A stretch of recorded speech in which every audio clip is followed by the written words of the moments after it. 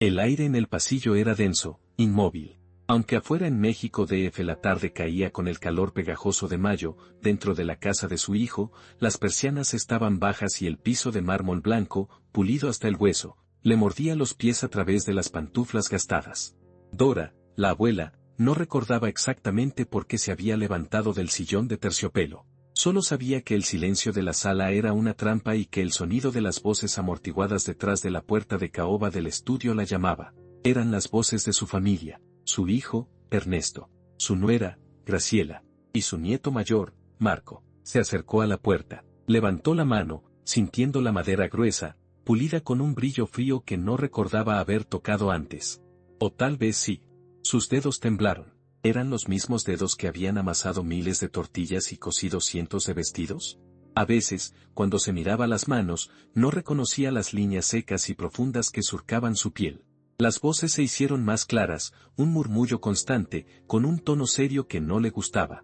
Escuchó la palabra documentos y luego, más claro, la risa seca de Graciela. Justo cuando estaba a punto de llamar con la yema del dedo, la puerta se abrió de golpe.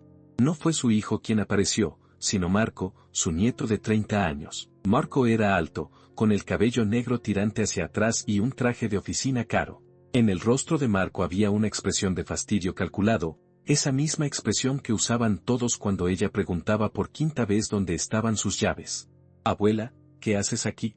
Su tono era suave, pero el subtexto era un látigo. Dora parpadeó, la luz del pasillo golpeándola. ¿Están hablando de algo importante, mi amor?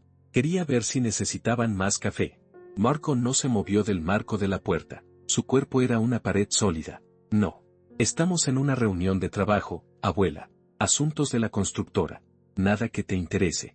Dora sintió un pinchazo de vacío en el estómago. Sabía que mentía. Ernesto, su hijo, había vendido la constructora hace años. Esta era una mentira fácil, de esas que lanzaban como migajas. Pero, escuché tu papá decir mi nombre. Marco sonrió. Una sonrisa sin calor. Se inclinó un poco, su voz bajó a un susurro condescendiente, el mismo tono que usaban con un niño pequeño. Abuela, recuerda lo que dijo el doctor. El estrés no es bueno. Estás un poco confundida hoy, ¿sí? Ve a sentarte en tu sillón. En un rato te traemos la cena. Y sin esperar respuesta, Marco le dio la espalda, cerrando la puerta con una suavidad definitiva, un clic que resonó en el pecho de Dora como un golpe bajo. El aislamiento era total. Se quedó parada, sola. El calor del pasillo, que antes le había parecido opresivo, ahora se sentía como una temperatura bajo cero. Era la fría verdad de su existencia en esa casa, era una invitada incómoda, un mueble viejo y sentimental que no podían tirar, pero que debían mantener tapado en el rincón. Se arrastró lentamente de vuelta a la sala. Su refugio era el sillón. Hundió la cara en el terciopelo desgastado, aspirando el olor a desinfectante y a ropa limpia que le recordaba a un hospital. Mientras la luz afuera se extinguía y las voces de su familia seguían fluyendo desde el estudio, creando un muro invisible, Dora pensó en lo lejos que estaba de su casa real, de su pequeño pueblo en el Bajío. Se preguntó si alguien en esa casa sabría la diferencia entre el mármol frío y la tierra caliente que ella había pisado toda su vida. Si estás escuchando esta historia, probablemente entiendes lo que es sentirse desarraigado. Dime, ¿desde qué ciudad me escuchas hoy?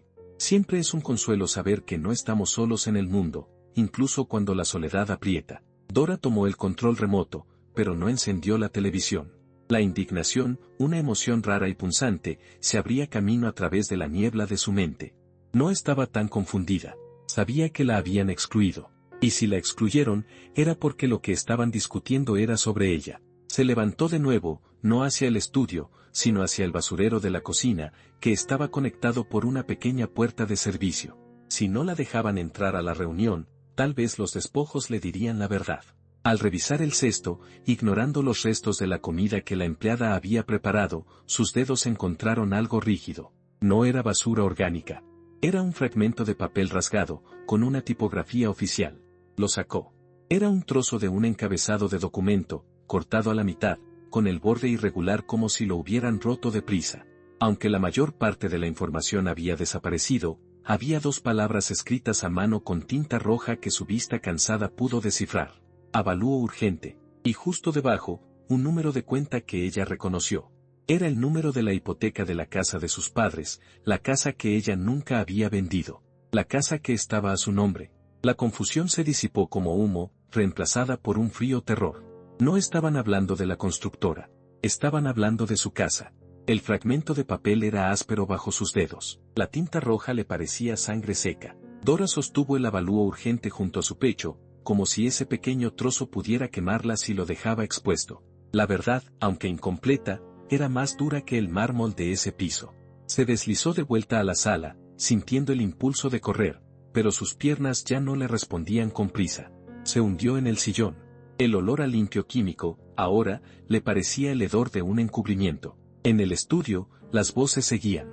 Ya no eran murmullos, ahora podía distinguir el tono de mando de Graciela. Escena, interior el estudio de Ernesto y Graciela. La luz era fría, artificial. Ernesto, un hombre robusto con la cara cansada, estaba sentado frente al escritorio. Graciela, con un traje sastre inmaculado, sostenía una copa de vino. Marco estaba de pie, cerca de la ventana, tecleando en su teléfono. Ya te lo dije, Ernesto, dijo Graciela, golpeando la mesa con el borde de la copa. La casa del Bajío es el único bien que queda a nombre de tu madre que no hemos tocado. Y la necesitaremos si queremos cubrir el agujero de la inversión de Puerto Vallarta. Ernesto se pasó la mano por el cabello, dejando al descubierto la calvicie incipiente. Pero, Graciela, es la casa de mi madre, la que me crió. Tiene un valor sentimental. Graciela soltó una carcajada corta y despectiva. ¿Sentimental? Ernesto, por el amor de Dios. Esa posilga vale 1.000.000 de pesos si tenemos suerte, pero nos saca del apuro. Además, ¿qué va a hacer ella con ella? Ni siquiera recuerda cómo se llama a veces. Está aquí con nosotros, bien atendida. Sí, pero si la vendemos sin su consentimiento. Marco intervino sin levantar la vista de su teléfono. Abuelo, ya tenemos la firma. Ernesto levantó la cabeza, pálido. ¿Cómo que ya la tienen? ¿Recuerdas cuando la llevamos al notario para firmar los papeles del seguro médico nuevo?, dijo Marco, con voz aburrida, como si estuviera hablando del clima. Le pusimos una X donde se necesitaba la firma del poder de venta. Estaba completamente distraída, preguntando por un perro que nunca tuvimos. Fue legal. Solo es cuestión de apretar el gatillo con el avalúo. Ernesto cerró los ojos. El silencio en el estudio era pesado. Él sentía un pequeño aguijón de culpa, pero el pánico de la deuda era mucho más grande. Además, tenía razón Marco, ¿qué iba a hacer su madre con esa casa? Si se quedaba aquí, bajo su cuidado, todo estaría bien. Graciela, al ver la debilidad de su esposo, se acercó y le acarició el hombro, la voz volviéndose miel. Mira, mi amor. Ella está aquí, segura. En lugar de esa casa vieja y polvorienta, tendrá esta casa grande, la mejor comida, una enfermera si la necesita. Le estamos dando dignidad. Solo que, a veces, se pone necia y hay que mantenerla lejos de las decisiones. Es por su bien, para que no se estrese. Ernesto asintió débilmente, tragándose el amargo sabor de la traición. De acuerdo. Haz que el notario se encargue de todo la próxima semana. Que no quede rastro. Marco tecleó la última instrucción en el chat de su gestor, con una sonrisa de victoria contenida. Todo limpio. Rápido. Dora, a pesar de la distancia, sentía la vibración de las palabras de ellos. Su corazón latía desbocado. Avalúo urgente. Posilga. La firma. La casa del Bajío. No era solo ladrillo y cemento. Era la tierra de su esposo, el olor a eucalipto del patio, el lugar donde había enterrado el cordón umbilical de sus hijos. Era la única cosa que le quedaba de su vida pasada, la última ancla a la persona que fue. Y se la estaban robando, disecándola emocionalmente bajo el pretexto de su confusión. La indignación se convirtió en una lucidez feroz. Por primera vez en meses, su mente se aclaró por completo. El miedo que sentía le había devuelto la memoria, pero no la de los nombres o las fechas, sino la memoria de la acción. Tenía una semana, a lo sumo, antes de que el avalúo urgente se convirtiera en una venta. Y si la casa se vendía, ella no solo perdería el recuerdo, sino también su única herramienta de negociación, su única forma de escapar de la prisión dorada de su hijo. Una semana. Tenía que irse. Pero, ¿a dónde? Se levantó con dificultad. Su cuerpo se sentía pesado, como si llevara puesto un traje de plomo. Cruzó la sala silenciosa y entró en su pequeño dormitorio de invitados. Abrió el armario, la madera de cerezo crujiendo levemente. Sus dedos buscaron entre los vestidos oscuros, de corte simple, que Graciela le compraba por docenas. Debajo de una pila de ropa de cama, encontró la maleta de viaje. Era vieja, marrón, con las esquinas magulladas de tantos viajes en autobús. Olía a naftalina y a humedad del trastero, el olor a su vida pasada. Empezó a empacar. No con lógica, sino con instinto. No puso la ropa nueva. Puso un rebozo que su madre le había bordado. Puso la única foto que conservaba de su esposo, Juan, tomada antes de que la enfermedad se lo llevara. Y metió el pequeño monedero de terciopelo que contenía apenas 300 pesos, el dinero que había ahorrado de los pequeños encargos de costura que hacía a escondidas. El sonido de la puerta del estudio abriéndose la hizo congelarse. Habían terminado la reunión. Dora cerró la maleta en silencio y la empujó debajo de la cama, cubriéndola con la colcha hasta que solo quedó el vacío. Respiró hondo. Tenía que actuar normal. La abuela confundida y dócil. Ernesto apareció en el umbral, con una sonrisa forzada. Madre, ¿ya lista para cenar? Pedimos comida china. Dora le devolvió la sonrisa. Parecía la máscara perfecta de la inocencia senil. Ay, sí, mi vida. Pero, ¿dónde está mi peine? No lo encuentro, mi amor. Me lo habrán robado los duendes. Ernesto rió, relajado. La farsa había funcionado. No te preocupes, mamá. Mañana te compramos otro. Vamos a cenar. Mientras se dirigía al comedor, Dora sintió el peso de la maleta bajo la cama. No era su peine lo que le importaba. Era el tiempo.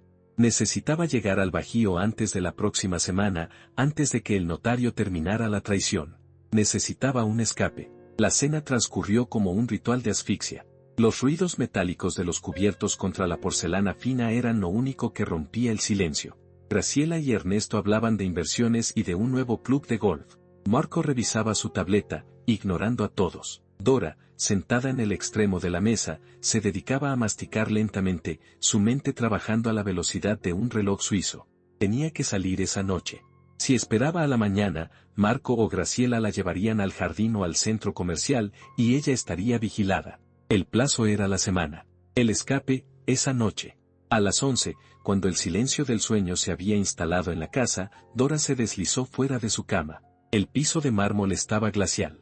Se arrastró hasta la cama y sacó la vieja maleta. Le puso un abrigo pesado, aunque el viaje sería largo, y se colocó el rebozo, sintiendo el peso familiar y protector de la lana. El mayor obstáculo era la puerta principal. Tenía 3 pestillos y una alarma silenciosa que Ernesto siempre activaba al acostarse. Salió de su habitación. La casa estaba sumida en una oscuridad opaca, interrumpida solo por la luz de la calle que se filtraba por las rendijas de las cortinas. Al pasar frente al cuarto de Ernesto y Graciela, escuchó el ronquido grave de su hijo. Avanzó por el pasillo. Al llegar a la cocina, dudó. Necesitaba una llave, o al menos, apagar la alarma. En la oscuridad de la cocina, notó una sombra en el rincón. Era María, la empleada doméstica, quien dormía en el pequeño cuarto de servicio al final del pasillo. María estaba sentada en un taburete, enrollando la masa para las tortillas del día siguiente. La luz de su teléfono iluminaba su rostro cansado. Dora se acercó, el corazón latiéndole en el cuello. María, mi niña. María se sobresaltó, llevando una mano a su boca. Doña Dora. Me asustó. ¿Qué hace despierta? ¿Necesita agua? Dora se inclinó, usando el tono bajo y urgente que solía usar con su esposo cuando había problemas financieros, un tono que venía de una mujer que no estaba en absoluto confundida. Necesito que me ayudes, María. Necesito irme. Ahora. María dejó la masa. Sus ojos grandes la miraron con una mezcla de sorpresa y comprensión. María había trabajado en esa casa durante 5 años y había sido testigo silenciosa de cómo la trataban. Sabía la verdad que Ernesto se negaba a ver. ¿Irse? ¿A dónde, doña Dora? El patrón se va a enojar mucho. A mi casa, al Bajío. Me la están quitando, María. Es mi única cosa. No puedo dejar que la vendan. María miró la maleta vieja. Luego, miró hacia el pasillo oscuro. El riesgo era real. Podría perder su trabajo, su sustento. Pero había visto la humillación diaria, la forma en que Marco le arrebataba el control remoto o la corregía como si fuera un bulto. La alarma, no tengo la clave, susurró María. No necesito la alarma, necesito la puerta de servicio. ¿Está con llave? María asintió lentamente. La puerta de servicio daba al callejón trasero, por donde sacaban la basura. Sí, pero esa llave la tengo yo. Por las mañanas. María se levantó y caminó hacia un gancho cerca de la estufa, donde colgaba un manojo de llaves. Lo descolgó. Sus manos temblaron al separar una llave pequeña, negra y gastada. Tenga. Solo tiene que abrirla y luego cerrarla despacio por fuera. Yo me haré la dormida. Pero, doña Dora, ¿cómo va a viajar? Es de noche. Dora acarició la mano de María. No te preocupes por mí, mi vida. Yo sé viajar. He viajado más que todos ellos juntos. Solo necesito la calle. María metió la mano en el bolsillo de su delantal y sacó un billete arrugado de 100 pesos. Tenga, doña Dora. Es todo lo que me queda de la quincena. Para un café o algo. Dora sintió las lágrimas en sus ojos, pero se negó a llorar. La lástima era un lujo que no podía permitirse.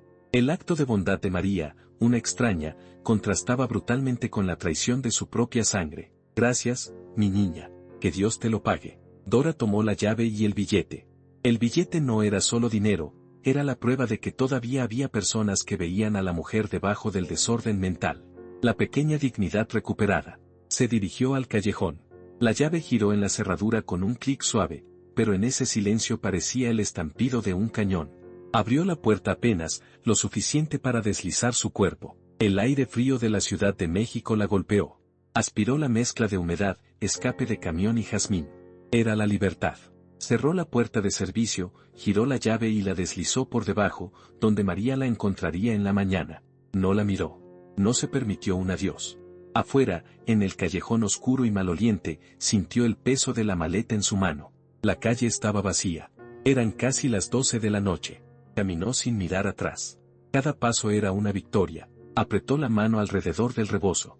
La terminal de autobuses estaba a casi 2 kilómetros, pero caminar era su única opción. El recuerdo de Juan, su esposo, la asaltó. Una vez, en un viaje de novios a un pueblo pequeño, se quedaron sin dinero y tuvieron que caminar toda la noche. Él se había reído, diciendo que mientras tuvieran los pies y la fe, tenían todo. Tengo los pies y la fe, se dijo Dora. Y tengo una casa que defender. Llegó a la avenida principal. La luz amarilla de un farol parpadeaba sobre ella. Sacó sus 300 pesos, más los 100 de María. 400 pesos. Necesitaría un boleto a Guanajuato, lo más cerca de su pueblo natal en el Bajío. Era un viaje de 5 o 6 horas. Caro para su presupuesto. Al llegar a la terminal de autobuses del norte, la actividad, incluso de madrugada, era un torbellino de gente. Familias esperando, mochileros durmiendo en los bancos. Dora se acercó a la taquilla de la línea de segunda clase. Un boleto, por favor.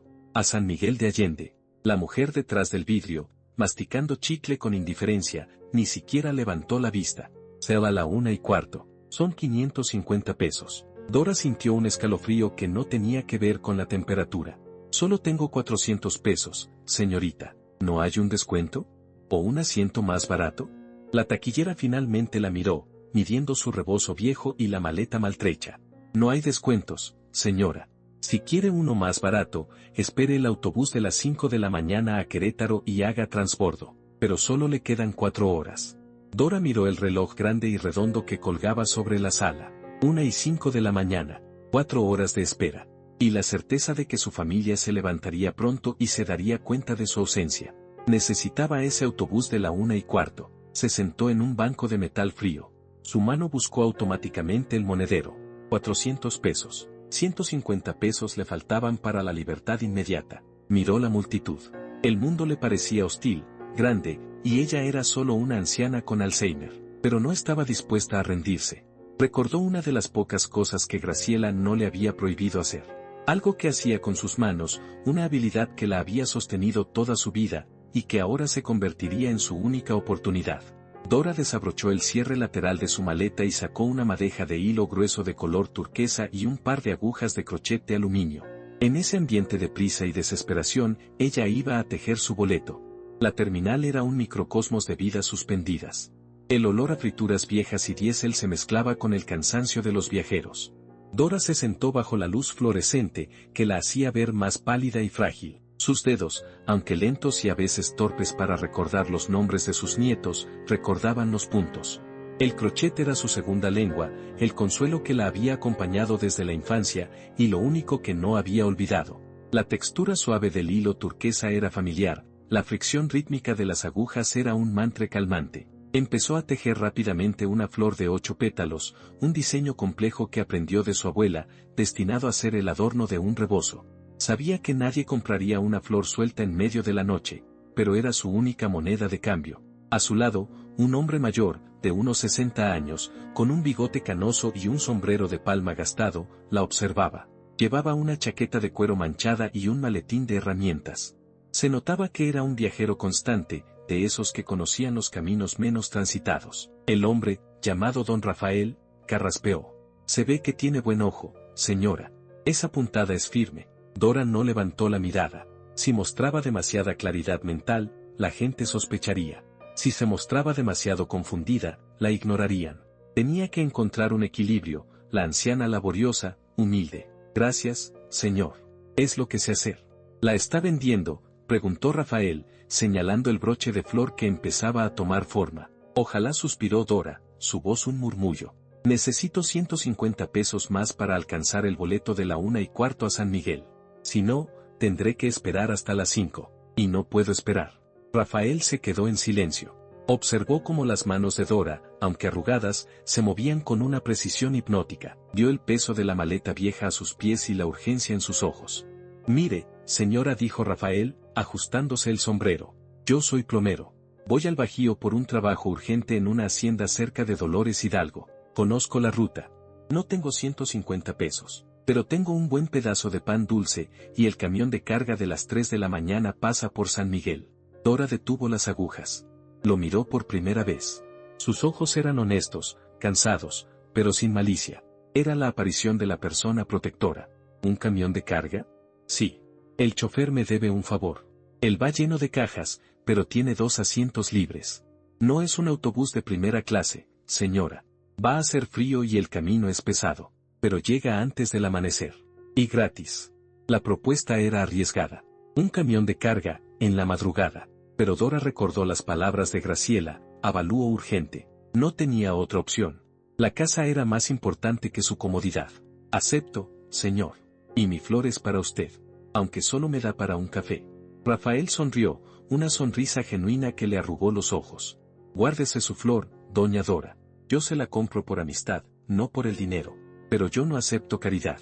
Venga, vamos a esperar. Rafael se levantó y le ofreció la mano. Dora la tomó.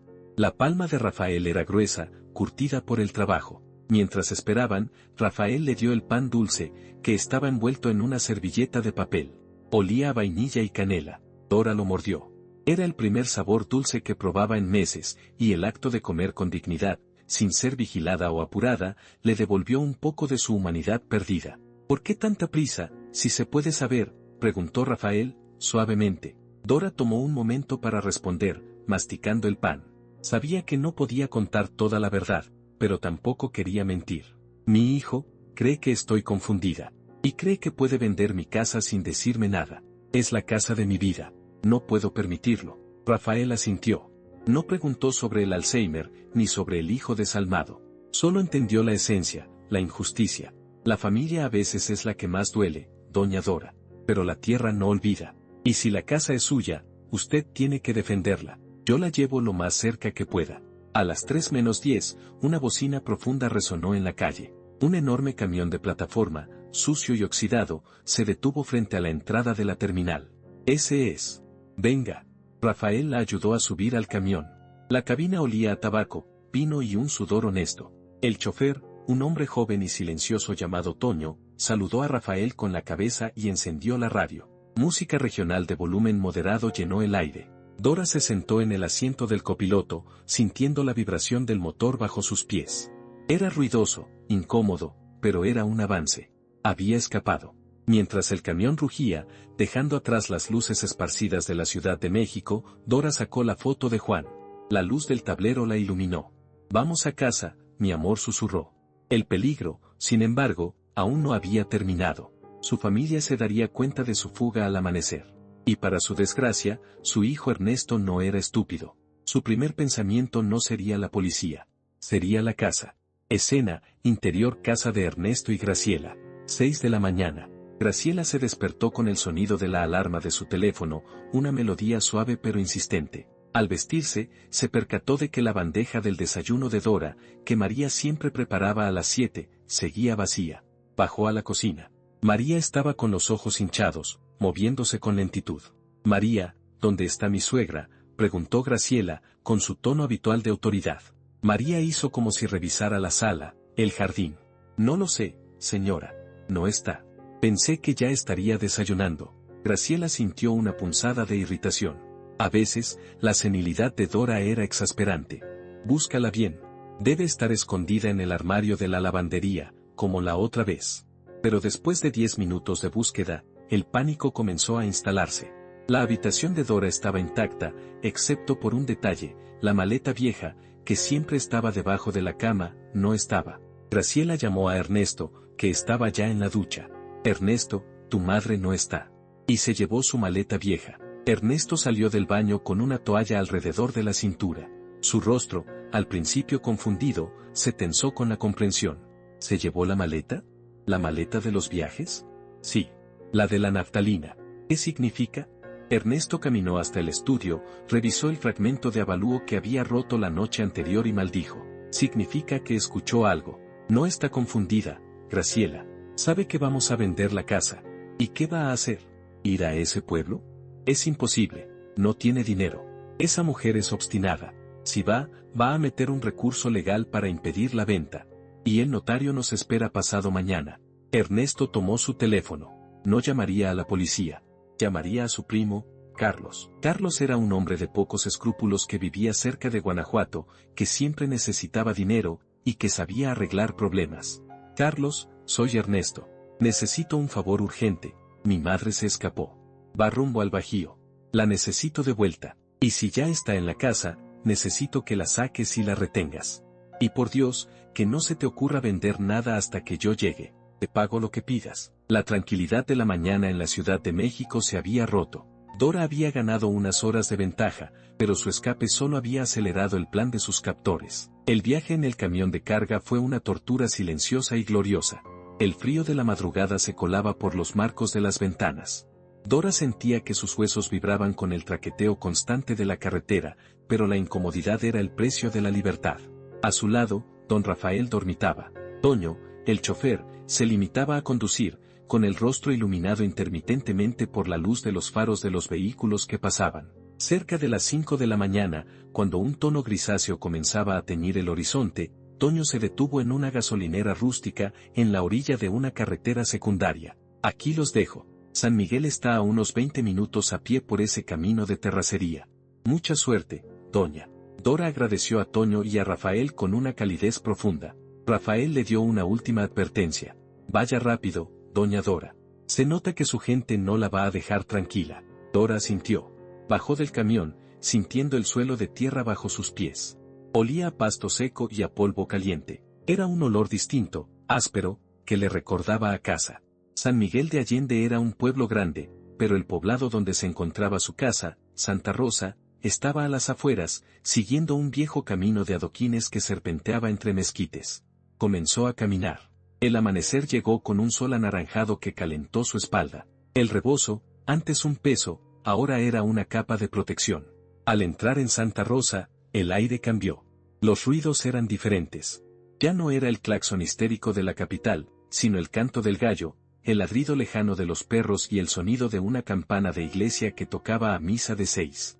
Cruzó la plaza principal, donde la gente empezaba a montar los puestos del mercado. Nadie la reconoció al principio. Era solo una anciana más regresando al pueblo. Pero al doblar la esquina, en la calle Los Girasoles, se detuvo. Ahí estaba. La casa.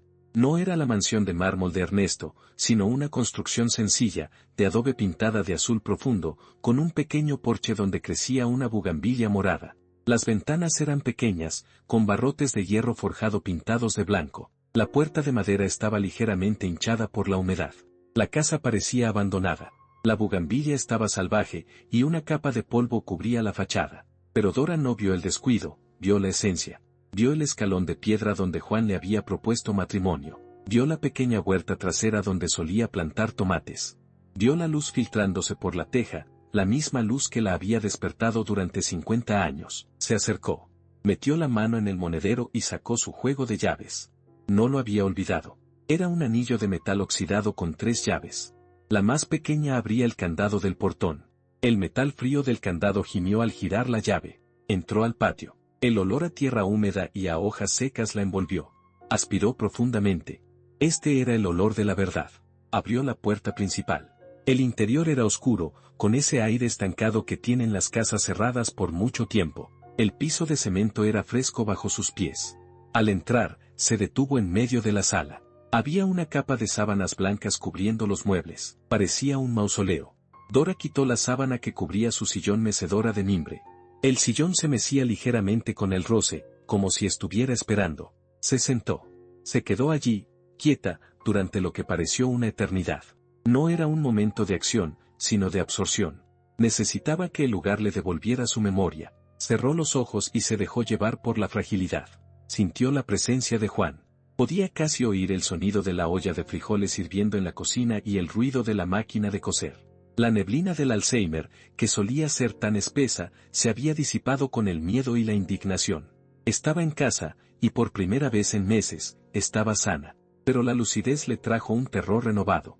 Si ella no hacía algo inmediatamente para proteger legalmente la casa, Ernesto y Graciela llegarían con sus papeles falsos. El sol subió. Dora se levantó. El tiempo de sentir había terminado. Era el momento de limpiar y de actuar.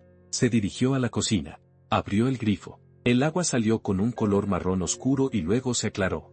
Buscó su tesoro escondido. Detrás de la estufa antigua, donde el calor había tostado la pared, había una baldosa suelta. Siempre había estado allí.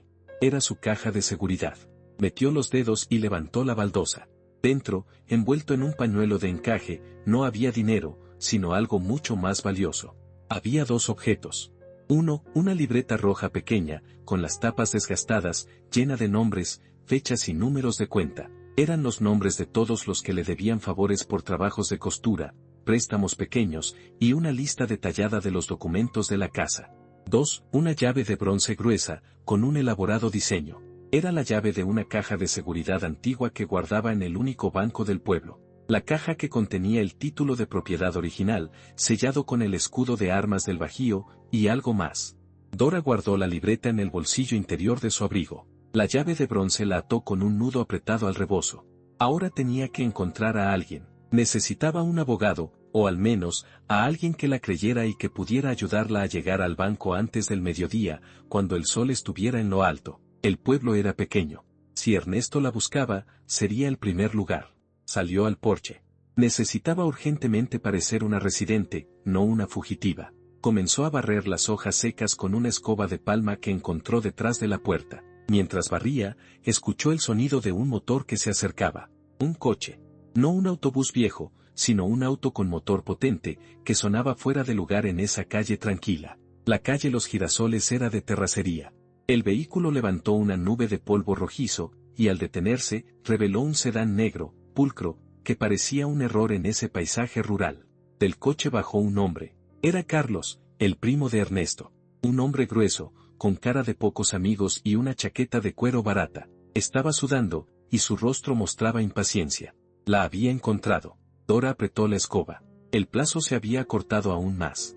La ventana de la libertad, de apenas unas horas, se cerraba con la llegada de su primer carcelero. Carlos la vio. Tía Dora. Qué gusto verla. Ernesto estaba preocupado. Súbase al coche, tía. Hay que regresar a la capital. Dora no se movió. Sus manos, agarrando la escoba, temblaron, pero no por miedo, sino por la adrenalina. No voy a ir a ninguna parte, Carlos. Esta es mi casa. Carlos suspiró, caminando hacia ella. Mire, tía. No me haga esto difícil. Estoy cansado, y Ernesto me paga para que no se meta en líos. Venga. Dora dio un paso atrás, protegiendo con su cuerpo la entrada de la casa. Dile a Ernesto que ya sé lo que están planeando, que la casa no se vende. Carlos se detuvo, confundido por la claridad de su voz. ¿Saber qué, tía? Está usted confundida. Lo que pasa es que su hijo quiere que esté cómoda y cuidada. Esta casa es una ruina. Venga, tía.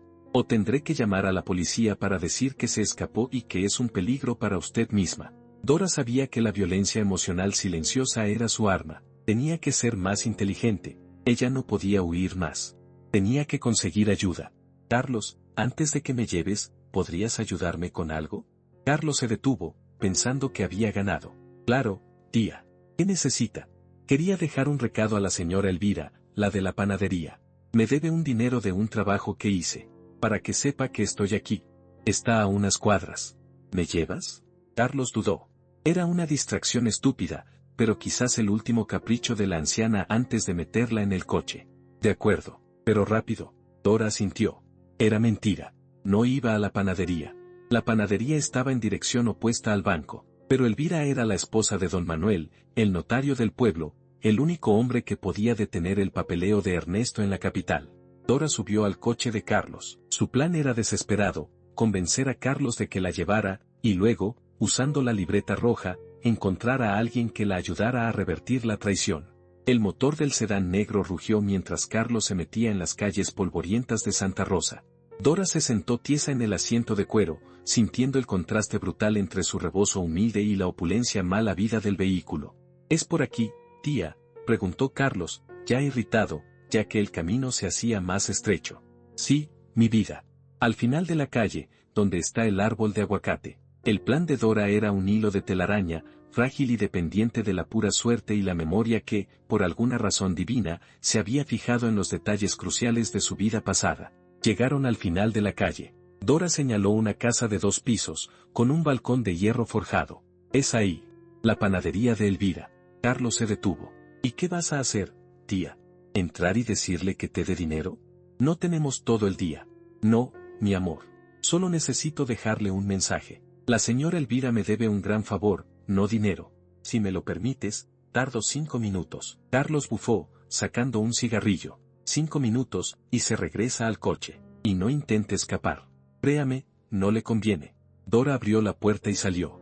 El sol ya estaba alto, y el calor golpeaba. Al acercarse a la casa de Elvira, no había olor a pan, sino a cloro y a jardín recién regado. No era una panadería. Era una residencia grande. Dora cruzó el pequeño jardín y tocó la puerta con el aldabón de hierro. Una mujer de rostro severo, con el pelo recogido en un moño estricto, abrió la puerta. Era Elvira, la esposa del notario Manuel. Sí, señora, ¿qué desea? No vendemos pan. Dora sonrió. No era la sonrisa de la anciana confundida, sino la sonrisa de la señora de sociedad que sabía exactamente lo que quería. Elvira, soy Dora. Dora de Guzmán. Elvira la miró de arriba abajo, sin reconocerla. Dora había vivido en la capital por 10 años y el Alzheimer la había marcado. Disculpe, señora. No la recuerdo. Dora bajó la voz a un susurro, asegurándose de que Carlos, que vigilaba desde el coche, no pudiera escuchar. Dile a tu esposo, Manuel, que tengo la libreta roja. La mención de la libreta roja hizo que el rostro de Elvira se contrajera. Era una referencia a un secreto antiguo, una lista de favores, de pequeños actos de corrupción local que Manuel había documentado a lo largo de los años en el pueblo. Dora, en sus años mozos, había trabajado para el antiguo notario, el padre de Manuel, y conocía los entresijos de la burocracia local. ¿Qué dice usted? Elvira estaba pálida. Dile a Manuel que su padre me confió la libreta de registros, la que tenía los nombres de la gente que sacó dinero del fondo municipal. Y necesito que me ayude, Elvira. Ahora. O la libreta aparece en el periódico. Dora no tenía la libreta de registros, solo tenía su libreta roja de costura. Pero Elvira no lo sabía. Era un farol, una desesperada jugada de presión. Elvira tragó saliva. Miró hacia la calle, donde el sedán negro esperaba. Comprendió que esa anciana, por muy senil que pareciera, era una amenaza. La lista de la que Dora hablaba no solo comprometía a Manuel, sino a medio pueblo. Pasa, Dora. Rápido. Dora entró en la casa. Elvira cerró la puerta de golpe y la condujo a una sala fresca, con azulejos de talavera. ¿Qué quiere, Dora? Manuel está en el despacho. Necesito que me lleves al banco del pueblo. Tengo mi llave de la caja de seguridad. Y necesito que me garantices que Manuel no va a firmar ningún papel de venta de mi casa, o que, si ya lo firmó, lo anule inmediatamente. Mi hijo, Ernesto, está en la capital. Viene con un notario corrupto de allá a hacer la venta forzosa. Elvira estaba temblando. Ernesto es tu hijo, Dora. ¿Por qué haría eso? Porque cree que soy una tonta. Y porque él está quebrado. Me firmó una hipoteca falsa hace un mes. Dora abrió su bolsillo y sacó la libreta de costura. En esta libreta tengo los nombres de quienes me deben costuras. Y los nombres de los amigos de Manuel. Lo que me ha traído hasta aquí es más importante que la reputación de tu esposo, Elvira. ¿Me ayudas o llamo a Manuel y le cuento lo de la libreta? Elvira no dudó más. De acuerdo, yo te llevo al banco, pero tienes que deshacerte de ese hombre que está en el coche. Dora miró por la ventana. Carlos estaba aburrido, fumando. Dile que ya me fui por la puerta de atrás. Que me cansé de esperarlo y que me metí a la plaza. Elvira asintió. Salió a la calle con prisa. Carlos bajó la ventanilla, expectante. Señor, ¿qué hace aquí? Mi tía se fue hace rato. Dijo que usted tardó mucho y se fue a la plaza, que se iba a tomar el autobús para regresarse sola. Carlos se puso lívido. Maldita vieja. Encendió el coche con un gruñido. Ir a la plaza era lo lógico, donde estaba la parada del autobús. Mientras el sedán negro desaparecía levantando polvo, Elvira regresó a la casa. Vámonos, Dora. Rápido. Mi coche está en el garaje. Elvira condujo su camioneta familiar por las calles secundarias, lejos del centro, hacia el único banco local. ¿Y qué hay en esa caja de seguridad que es tan importante?, preguntó Elvira, con una voz tensa. Dora apretó el nudo de la llave de bronce bajo su rebozo. La prueba de que no estoy confundida, Elvira. Y el futuro de mi vejez. Al llegar al banco, Dora y Elvira entraron rápidamente. El ambiente del banco era tranquilo, de pueblo. El gerente era un hombre de mediana edad que la miró con escepticismo. Disculpe, señora, ¿tiene una cuenta con nosotros? Dora sacó la llave de bronce. Era una llave de época, diseñada para cerraduras especiales, no para las modernas. Esta llave es para la caja de seguridad número 19, a nombre de Dora Elena Montes de Guzmán. El gerente revisó el registro. Sus ojos se abrieron ligeramente. Es correcto, señora. Pero esta caja no se abre desde 1995. Ya es hora, dijo Dora, con una firmeza que no había usado en años. Necesito acceso. Mientras el gerente la guiaba a la bóveda, Elvira tomó su teléfono para enviar un mensaje urgente a su esposo. El notario Manuel tenía que detener el proceso de venta en la capital, o el pueblo entero ardería. Dora entró en la bóveda, un cuarto pequeño y frío, con el olor metálico de la seguridad. El gerente insertó su llave y luego Dora insertó la suya. Clic. La caja se abrió. Dentro, había un título de propiedad, doblado y amarillento, el escudo de armas del Bajío en relieve. Eso era lo que esperaba. Pero junto al título, había una carta manuscrita. La carta estaba sellada con cera roja, y el sobre estaba cubierto de polvo. Era la letra de su esposo, Juan. Dora la tomó. La fecha era de 1994, un año antes de que muriera. En ese momento, sintió un terror distinto, no el miedo a la injusticia, sino el miedo a la verdad íntima. Su esposo, su pilar, su memoria clave. Afuera, Carlos se daba cuenta de que Elvira le había mentido. No había ningún autobús en la plaza. Estaba regresando al coche de Elvira, con un presentimiento oscuro. La persecución estaba a punto de intensificarse. La verdad estaba a punto de desvelarse. Si estás atrapado en un momento de injusticia o traición, recuerda que la esperanza, por muy pequeña que sea, puede ser una luz poderosa. El aire en la bóveda era frío y estático, pero Dora sentía que le quemaba el rostro. Sostuvo la carta sellada de Juan. El papel era fino, y podía sentir el relieve de la letra de su esposo. Dejó el título de propiedad a un lado. Primero, la verdad. Rompió el sello de cera. El ruido seco fue amplificado en la pequeña sala. Desdobló la carta. La tinta estaba ligeramente corrida en las esquinas, pero la escritura era firme y amorosa. Mi querida Dora, si estás leyendo esto, yo ya me he ido. Sé que mi enfermedad es rápida, y no quiero dejarte desamparada, ni quiero que la necedad de Ernesto te consuma. Dora jadeó, la respiración cortándosele en la garganta. ¿Juan había previsto esto? Sé que amas esta casa. Es tu ancla, pero también sé que Ernesto, aunque es mi hijo, tiene un ego grande y poco sentido de la honestidad cuando se trata de dinero. Siempre ha creído que le debo el mundo. Por eso, hace un año, hice algo que pensé era necesario. Fui al notario, a escondidas de ti, mi vida, perdóname, y puse la casa a nombre de alguien más. El corazón de Dora se detuvo. Sus manos temblaron tanto que casi dejó caer la carta. ¿A nombre de quién? ¿La había traicionado Juan también? Sé que esto te sorprenderá. No la puse a nombre de nuestro otro hijo, Ricardo, porque temo que Ernesto lo manipule. La puse a nombre de la única persona que sé que la amará, y que tiene el corazón más puro que yo haya conocido. La puse a nombre de María. Dora tuvo que leer el nombre 2 veces. María. La empleada doméstica que le había dado 100 pesos y la llave de servicio. Una mujer que apenas conocía, que había sido testigo de su humillación, pero no su cómplice.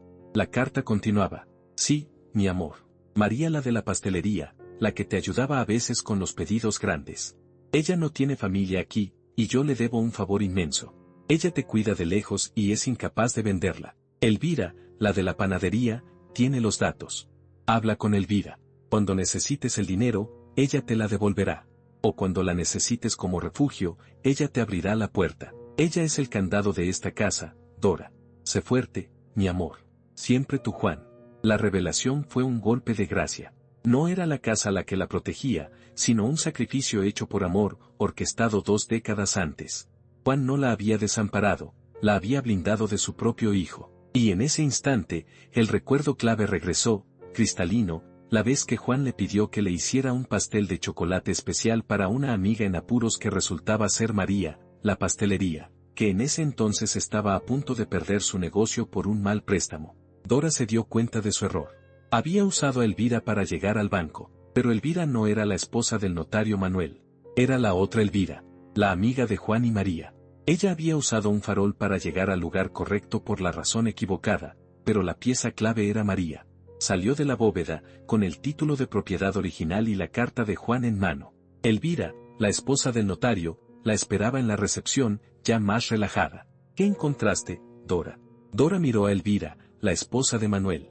Había cometido un error, pero el miedo de Elvira a la libreta roja de Manuel aún era real. Encontré lo que buscaba, Elvira. Dile a Manuel que me contacte, y dile que mi casa está ahora a nombre de alguien que la va a proteger. Que ni Ernesto ni ningún notario de la capital va a poder tocarla. Es un aviso. Dora sabía que Elvira transmitiría el mensaje. Dejó el banco rápidamente. Necesitaba encontrar a la María de la carta, la María del Bajío. Escena, interior coche de Elvira. Elvira, nerviosa, condujo a Dora de vuelta al centro del pueblo. ¿A dónde te llevo, Dora? A la plaza. Necesito ir a la pastelería que estaba antes, la de la esquina. Al llegar a la plaza, vieron el coche de Carlos. Estaba estacionado, y él miraba con rabia hacia la terminal de autobuses. Señora, él está ahí. Tenga cuidado. No te preocupes por mí, dijo Dora. Yo tengo la verdad ahora. Dora bajó del coche, caminando con renovada energía. El sol de la mañana la iluminaba. El rebozo le daba un aire de realeza silenciosa. Se dirigió a la pastelería. Ya no era de María. Ahora era una tienda de artesanías para turistas. Una joven vendedora la miró. Disculpe, ¿sabe dónde está María, la dueña anterior? La señora María se mudó hace años. Vive en el campo, cerca del santuario. Se puso una huerta. Dora sintió un pequeño revés. Era demasiado lejos para ir caminando. En ese momento, Carlos la vio. Su rostro se descompuso en una máscara de furia contenida. Tía. Se acabó el juego. Carlos se dirigía a ella con prisa, esquivando a la gente. Dora sabía que no podía enfrentarlo físicamente. Necesitaba desaparecer. Se metió en el mercado, que ahora estaba en pleno apogeo. El olor a especias, a flores frescas, a carne asada. El bullicio era su escondite. Carlos intentaba seguirla, pero ella, con la agilidad que le había devuelto el terror, se mezclaba entre la gente, usando su rebozo como camuflaje. Vio a un grupo de mujeres vendiendo sus tejidos. Una idea relámpago cruzó su mente. La habilidad oculta. Se acercó a una mesa. Permítame, ¿puedo sentarme un momento? La mujer, una joven llamada Elena, asintió. Dora se sentó y sacó el ovillo de hilo turquesa. Sus dedos empezaron a tejer. No una flor simple, sino un tejido que imitaba la filigrana, una técnica complicada y visualmente impactante. Carlos, al perderla en la multitud, empezó a buscar. Dora no solo estaba tejiendo, estaba atrayendo miradas. El ritmo de las agujas, la velocidad y la complejidad de los puntos, era hipnótico. Un pequeño grupo de curiosos se formó alrededor de ella. Carlos la encontró, pero se detuvo. No podía arrastrar a la anciana a la fuerza frente a la multitud. Dora, deja de hacer el ridículo. Vamos.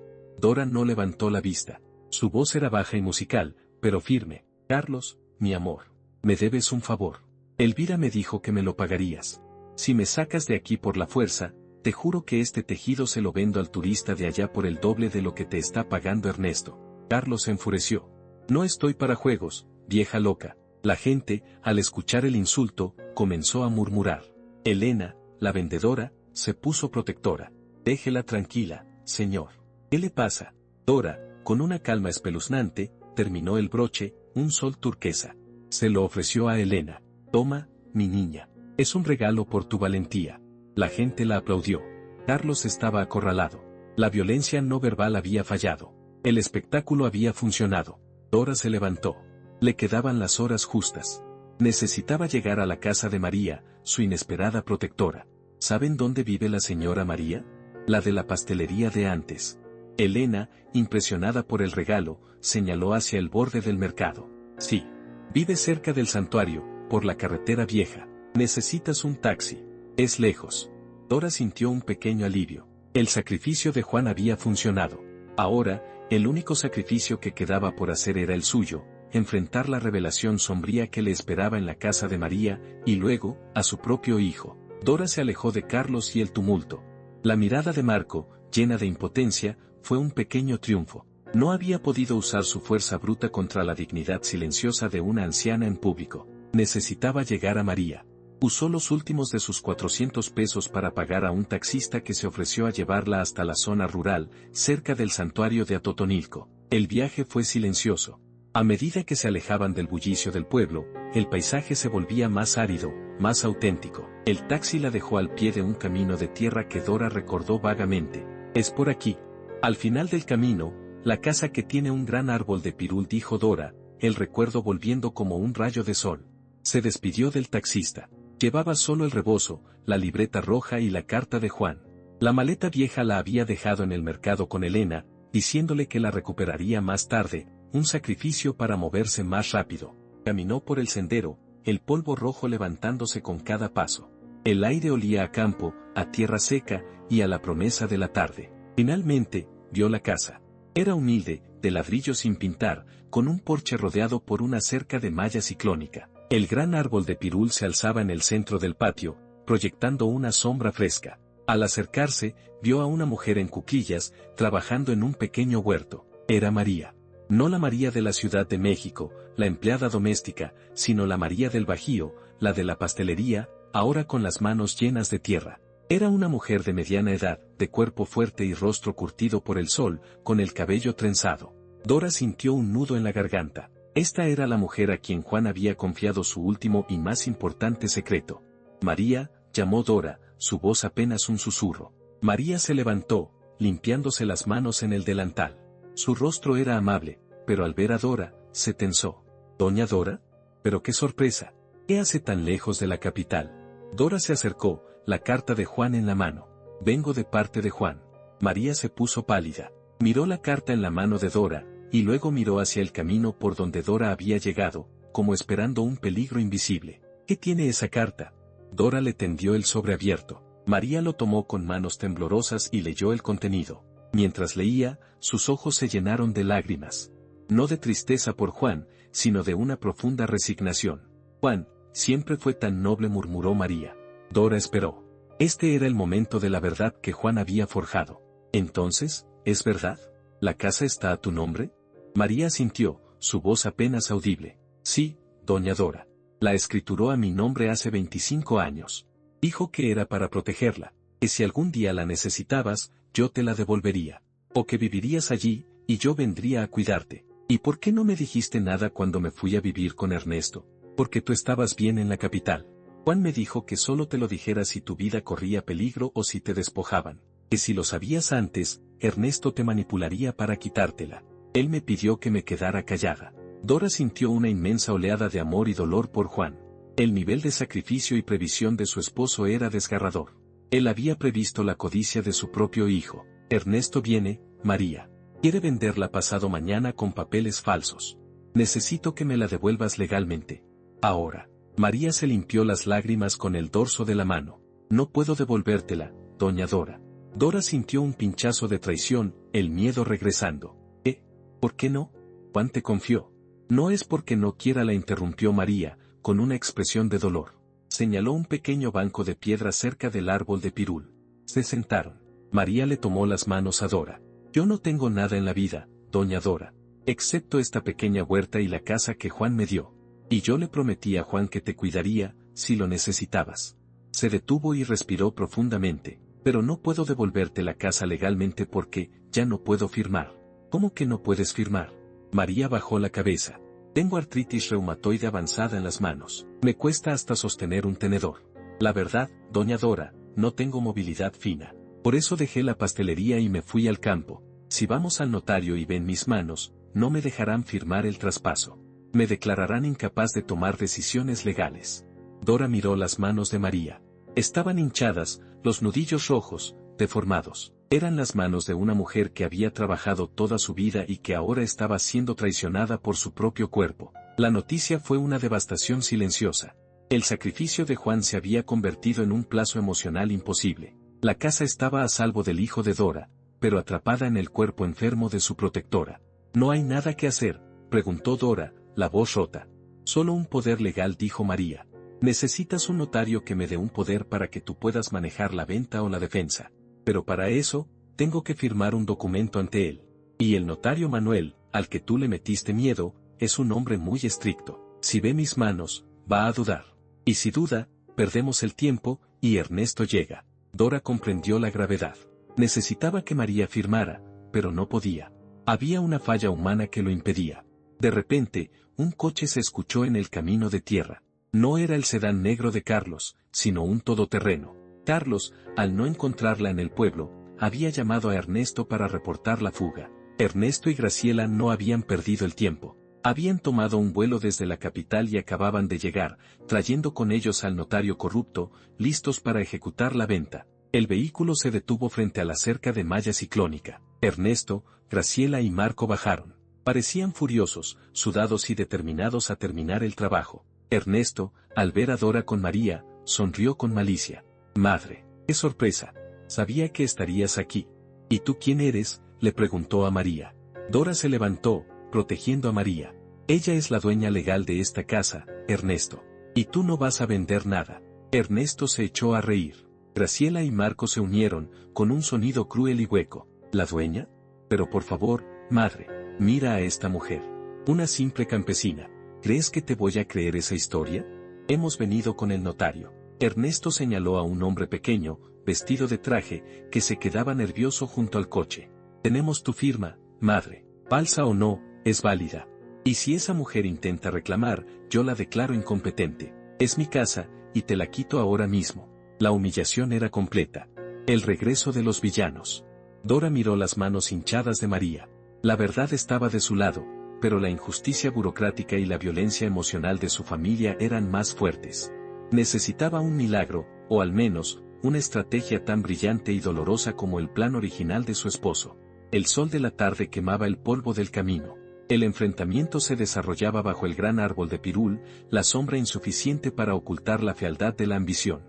Ernesto se acercó a la cerca, su rostro hinchado por la rabia y el viaje. Graciela se mantenía a una distancia prudente, evaluando la situación como si fuera un problema de negocios. Marco, por primera vez, parecía algo incómodo. «Madre, deja de fingir. ¿Quién te dio la idea de la casa a nombre de esta señora? Seguramente un truco de tu mente enferma. Esta casa es mía. Vete al coche». Dora se plantó, su cuerpo frágil actuando como un escudo. «No voy a ir a ninguna parte. Esta casa no está a mi nombre, pero tampoco está al tuyo. Y aquí tienes la prueba». Dora sacó la carta de Juan y se la arrojó a Ernesto por encima de la cerca. Ernesto, confundido, tomó la carta. Leyó las primeras líneas, luego el nombre de María. Y finalmente, la explicación: «Puse la casa a nombre de alguien más. La puse a nombre de la única persona que sé que la amará». Ernesto se quedó lívido. La traición, la profunda desconfianza de su padre, lo golpeó con más fuerza que cualquier deuda. Rasgó la carta en 1000 pedazos. «Mentiras. Esto es un invento. Esta mujer es una impostora. El notario Manuel tiene los papeles originales», Ernesto dijo Dora, elevando la voz con una convicción que hacía mucho no sentía. Y Juan le dejó instrucciones muy precisas.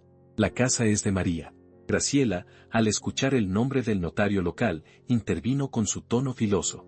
«Qué coincidencia, ¿verdad? Un notario de aquí. Mira, Dora.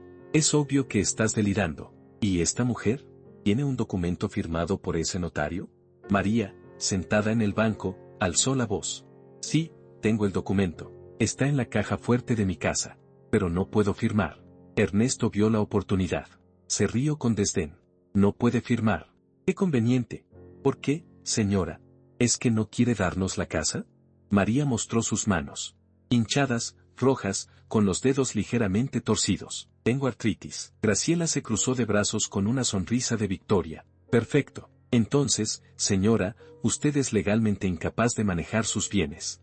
El notario aquí presente señaló al hombre en el coche puede testificar que la señora es incapaz de tomar decisiones. Por lo tanto, la casa de mi suegra es un bien que debemos recuperar de esta usurpadora para cuidarla mejor.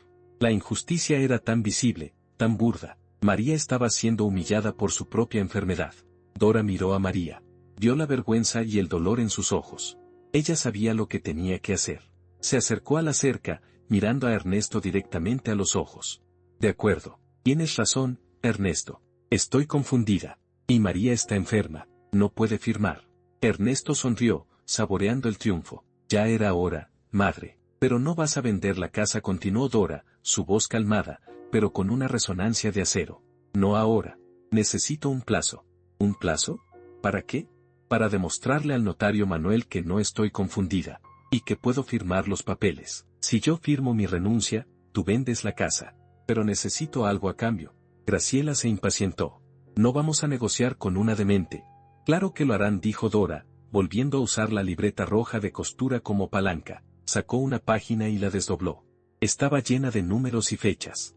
Yo tengo una libreta de Juan, con todos los números de cuenta que tú usaste para desviar fondos de la constructora antes de venderla, Ernesto, incluyendo los sobornos al inspector municipal.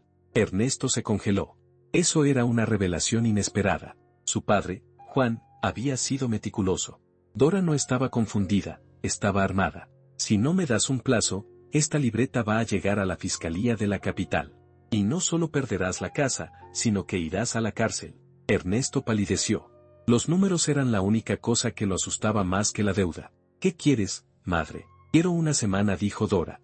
Una semana para ir con el notario Manuel, demostrarle que estoy cuerda y firmar la renuncia a cualquier reclamo de la casa del Bajío, a cambio de que tú prometas, ante notario, que nunca más me vas a declarar incapaz.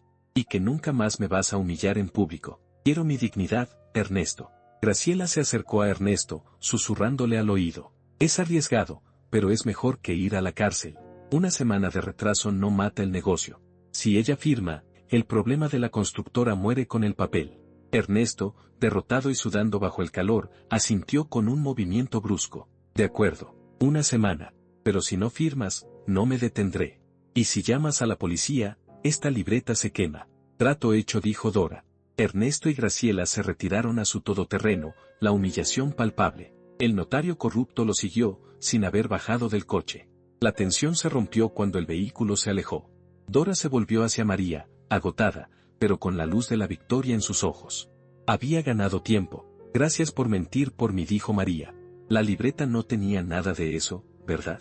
Tenía los nombres de los que me debían por costuras. Pero Ernesto no lo sabía. El miedo a la verdad es un arma, pero la victoria era dulce y amarga a la vez. Dora se había comprometido a firmar un documento de renuncia que le daría a su hijo la casa, la única forma de garantizar que Ernesto no la molestaría más. Era un sacrificio. Ahora tenemos una semana, dijo Dora. Una semana para que tú puedas firmar la transferencia de vuelta, antes de que yo me entregue. Necesito que puedas mover la mano. María la miró, sus ojos llenos de esperanza y dolor. No sé si podré, doña Dora. Dora tomó las manos hinchadas de María. Vamos a intentarlo. Yo sé hacer más que coser. Yo sé curar. Dora se metió en la casa de María. Olía a tierra y a hierbas frescas. Abrió su maleta vieja, que ya había sido recuperada por Elvira y depositada en el porche. De su ropa, sacó un pequeño frasco de aceite de coco y una bolsita de hierbas secas. Dora había crecido con su abuela, una curandera del pueblo, y aunque nunca ejerció, había aprendido los masajes y los emplastos para la artritis y el dolor. El nuevo plazo era la mano de María.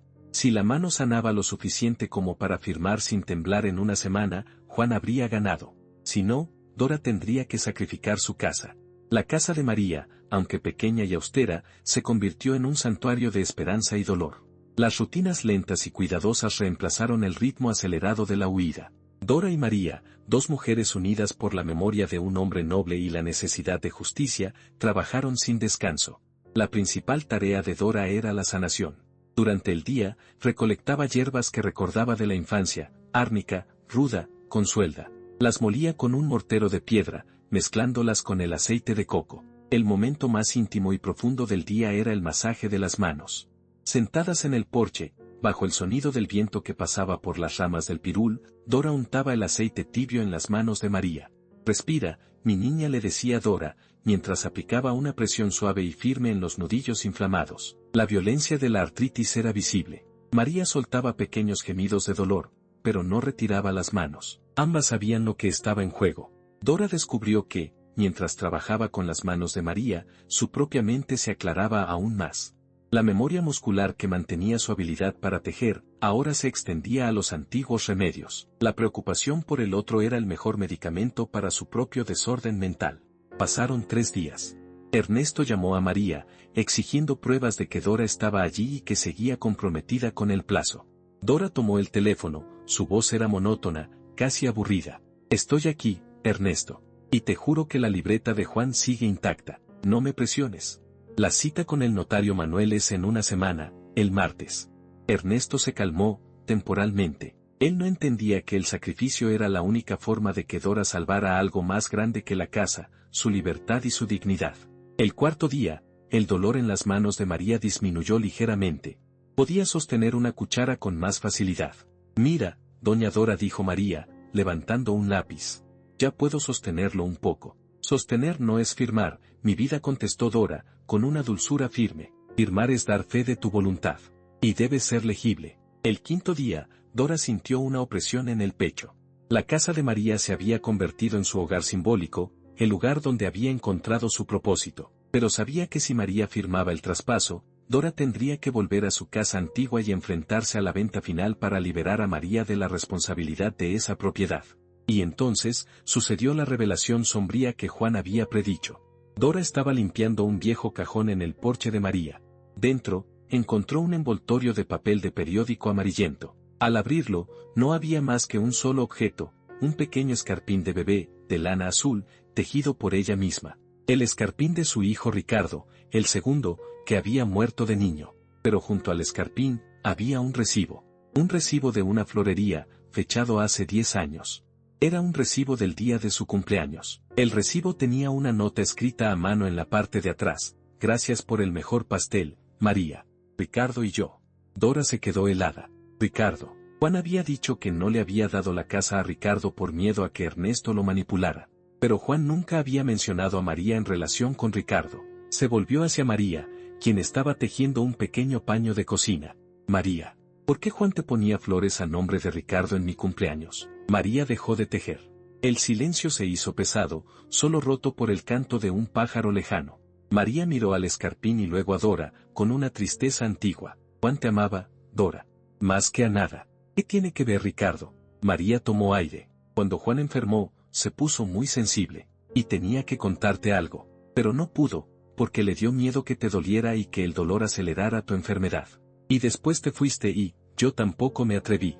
Dime la verdad, María. Ricardo no murió de niño. Dora sintió que el suelo se le abría bajo los pies. ¿Qué estás diciendo? Yo lo enterré. Yo vi la caja pequeña. La caja estaba llena de piedras, Dora. Juan no pudo decírtelo.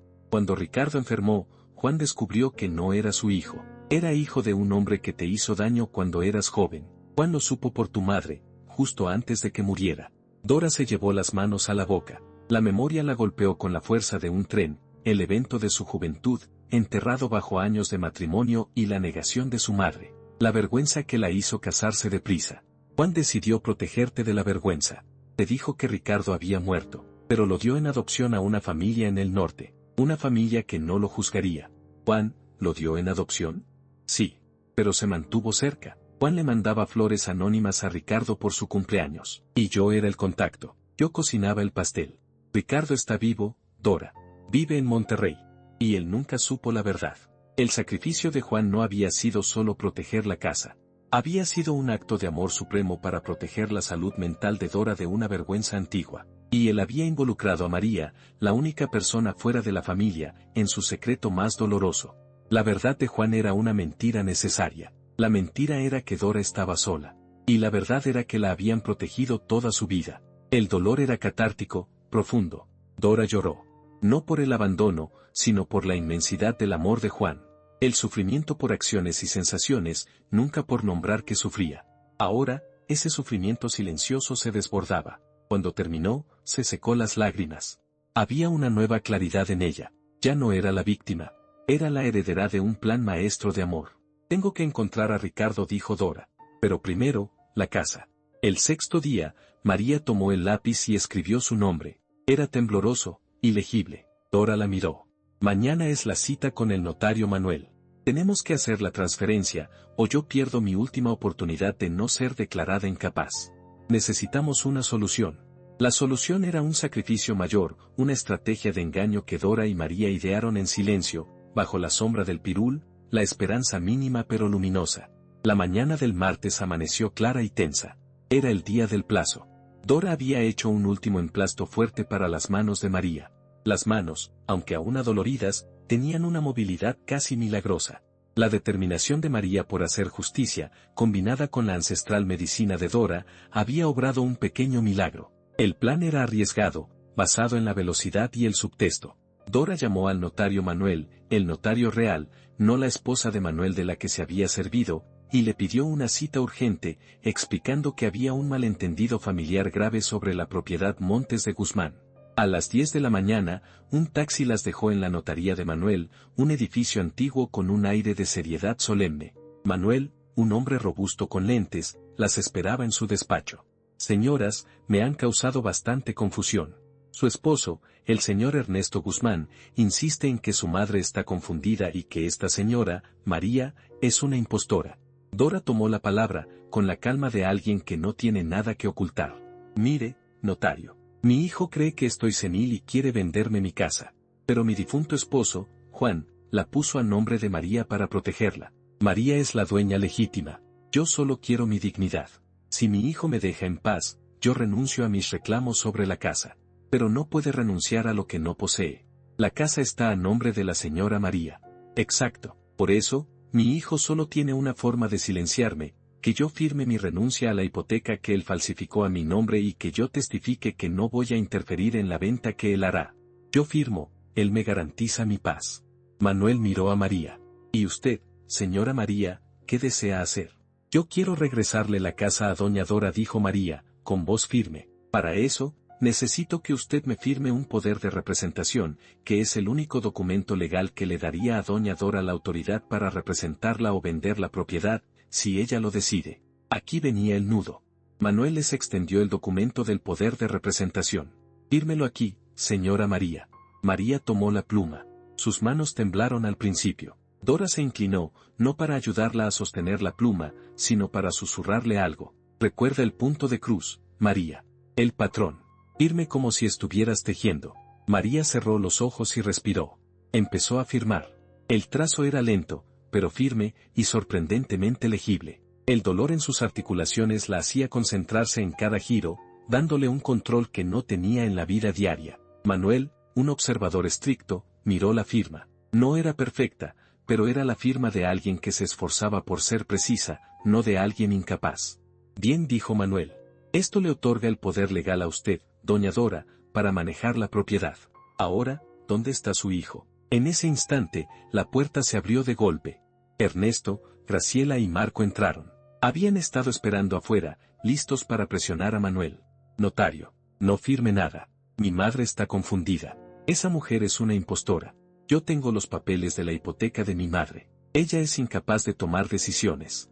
No tan rápido, señor Guzmán, dijo Manuel, con una calma profesional. La señora María acaba de firmar un poder de representación a su madre. Y su madre está aquí, lúcida, para negociar. Ernesto miró el papel firmado por María. Su rostro se descompuso. Mentiras. Esa mujer tiene artritis. No pudo firmar. Es un fraude. Graciela, con su voz de mando, gritó, notario, llame a un médico. Que certifique la incapacidad de esa señora. Dora se interpuso entre Manuel y su familia. No hay necesidad de un médico. Yo firmaré. Dora sacó el documento de renuncia que había preparado, una renuncia al reclamo de la hipoteca falsa de Ernesto, y una promesa de no interponer recursos legales contra él, a cambio de que él firmara un documento donde se comprometía a no intentar declararla incapaz, ni a humillarla, ni a robarle nada más. Firma esto, Ernesto. O la libreta roja de Juan va a la fiscalía hoy mismo. Y yo, con mi poder de representación, voy a donar la casa a una fundación, para que nadie la toque nunca más. Ernesto miró a su madre. Su cuerpo, aunque frágil, emanaba una autoridad que nunca antes había visto. Ella había ganado la guerra emocional. Él firmó. Un trazo rápido, tembloroso de rabia. Graciela, viéndolo todo perdido, gruñó, pero se mantuvo en silencio. Dora tomó la pluma. Miró a su hijo, su gran falla humana, y firmó la renuncia. Era el precio de su paz. La casa se iría, pero su dignidad se salvaría. Manuel, al ver los documentos firmados, asintió. La injusticia se había resuelto de una manera puramente catártica dolorosa. Pero Dora no había terminado. Manuel, la señora María tiene el título de propiedad original. Yo no lo necesito. Yo tengo mi acuerdo con mi hijo. Dora le tendió el poder de representación recién firmado por María. Yo no voy a vender la casa. Se la devuelvo a María. María, este poder de representación te permite hacer lo que Juan quería. María tomó el poder, lágrimas silenciosas corriendo por sus mejillas. El sacrificio de Juan se había cumplido. Ernesto miró a Dora. ¿Entonces, regresarás a la capital? Dora negó con la cabeza, mirando a su hijo con una tristeza infinita. No, Ernesto. No voy a volver. La casa está a nombre de María. Yo voy a vivir en mi casa antigua, en mi pueblo. María va a mudarse allí y me cuidará, y yo la cuidaré a ella, con mis remedios. Y con la ayuda de Ricardo. Ernesto se rió, nervioso. ¿Ricardo? ¿Qué Ricardo? ¿Estás alucinando de nuevo? Dora miró a su hijo, y la verdad sombría, la última revelación, golpeó. Mi hijo Ricardo, el que tú creías que había muerto, está vivo. Juan lo dio en adopción. Y yo lo voy a buscar. Porque no estoy tan confundida como para olvidar que todavía me queda un hijo que no se ha corrompido. La cara de Ernesto era un mapa de incredulidad y traición. Su padre no solo lo había desheredado, lo había reemplazado, dándole vida a una mentira para salvar a su hermano. Ernesto, Graciela y Marco salieron de la notaría derrotados, dejando a Dora y María en la paz que habían comprado con tanto dolor. El olor a polvo se había ido. La casa de Dora estaba limpia, llena de luz. María había vendido su huerta en el campo y se había mudado. Ella y Dora se sentaban en el porche, el mimbre crujiendo. Dora había usado su única línea de contacto, la vieja florería que le mandaba los ramos a Ricardo, para enviarle una carta simple: tu madre te espera. Trae un pastel de chocolate. El sonido de un coche se acercó. No era lujoso. Era una camioneta pickup. Un hombre alto, de unos 40 años, con los ojos de Juan y la sonrisa de Dora, se acercó a la puerta. Llevaba una caja. Dora se levantó. El dolor del pasado era ahora una aceptación. ¿Ricardo? Sí, señora. Me dijeron que usted me esperaba. Él abrió la caja. Dentro, un pastel de chocolate, simple, sin pretensiones. Era el inicio de una vida nueva. Dora miró su casa, su hogar. La memoria estaba limpia. Ella ya no era la abuela confundida.